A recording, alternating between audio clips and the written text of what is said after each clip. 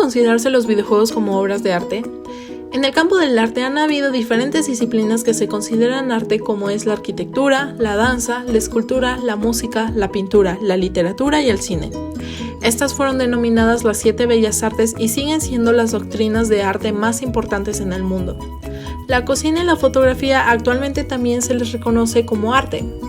Y actualmente, uno de los medios que más ha causado polémica ha sido si los videojuegos deberían ser considerados como formas de arte. El arte es el concepto que engloba todas las creaciones realizadas por el ser humano para expresar una visión sensible acerca del mundo, ya sea real o imaginario. Tiene el fin de expresar ideas, emociones, percepciones y sensaciones hacia el público o hacia el mismo artista que crea la obra. Al pasar los años, el significado de arte ha sido cambiado dependiendo de la época y el lugar donde se practicaba. En la antigua Grecia se clasificaba el arte en 6 categorías: la arquitectura, la danza, la escultura, la música, la pintura y la poesía o literatura. En la antigua Roma, las artes se dividen entre las actividades que requieren una labor manual y las que no. Y es por esta razón que todavía sigue la polémica de la situación que si deberíamos considerar los videojuegos como una nueva forma de expresión de arte. En 2012 se inauguró el arte de los videojuegos y fue una de las primeras exposiciones para explorar la evolución de 40 años de juegos de video como un medio artístico, con un enfoque en sorprendentes efectos visuales y el uso creativo de las nuevas tecnologías. El objetivo de la exposición no consiste en determinar si los videojuegos son arte, dijo la curadora invitada Chris Melissanos, porque nosotros, aquellos que nacimos en la década de 1970 y fuimos los primeros en adaptar esta tecnología a nuestras formas de vida, siempre las hemos visto como arte, como algo más grande que nosotros mismos.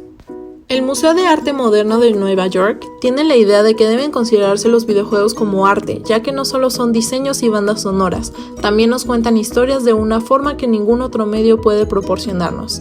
El MoMA ya tuvo una galería en el año 2014 en la que presentó varios juegos como obras de arte en sus paredes. Algunos de los títulos que el MoMA decidió exponer como forma de arte han sido el clásico Pong, el primer juego de video de la historia, y Space Invaders. Los videojuegos llegan a ser confundidos con el arte digital por lo mismo que ambos se crean de manera digital o a computadora. El dibujo y el arte digital son por excelencia las áreas más populares porque tienen posibilidad laboral en áreas como la de los videojuegos, el cine o la animación. Americ 2019. Otro error de comparación es que el arte tiene un fuerte vínculo con relación a la estética y a veces llega a ser confundida con esta. La estética es una rama de la filosofía que estudia la belleza.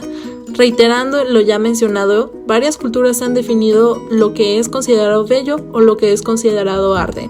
En sí, podemos decir que hay criterios universales y estrictos, o bien definidos, que nos ayudan al análisis de una obra que pueda considerarse arte, ya que cada quien tiene su propio criterio a base de lo que se nos enseña a lo largo de nuestra vida y de la historia de la humanidad. El estudio del arte y el diseño de acuerdo al contexto en el que se produce es esencial.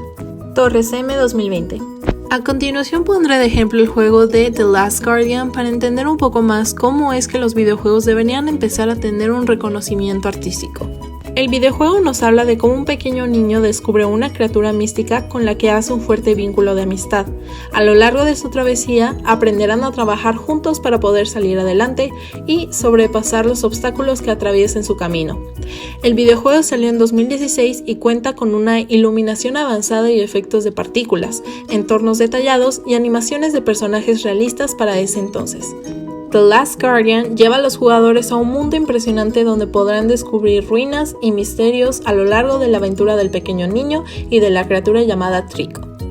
A pesar de la importancia de que debe tener la historia para lograr captar el interés del jugador, uno de los puntos más importantes que se debe tomar en cuenta es la estética del videojuego, ya que el usuario es quien va a adentrarse a través de la historia que se cuenta durante las partidas jugadas.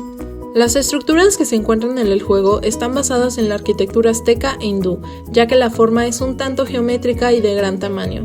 Giorgio de Chirico también fue inspiración para la creación del juego, ya que se usan sus juegos de iluminaciones dramáticas.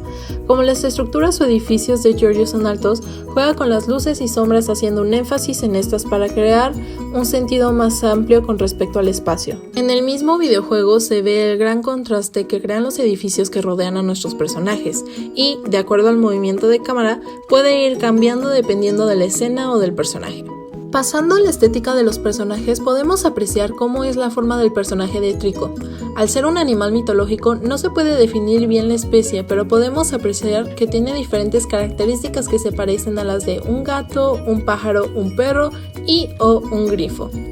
Estas características están basadas en el libro de Charles Darwin, The Expression of the Emotions in Man and Animals, donde se enfoca en las expresiones faciales y físicas de los animales para la investigación de las emociones de las diferentes especies de animales que conocemos. Como vimos, este videojuego cumple con diferentes puntos a los que se considera arte. Tiene una historia, tiene buen manejo de luces, espacios y profundidades, hace que los usuarios se identifiquen con alguno de los personajes, crea reacciones y emociones al público, tiene un estudio sobre la inspiración que se usa para su creación y un punto que no es muy vista en otras obras de arte es que el público tiene la posibilidad de interactuar con esta. En mi punto de vista, el arte tiene un significado muy subjetivo ya que cada quien piensa de manera distinta.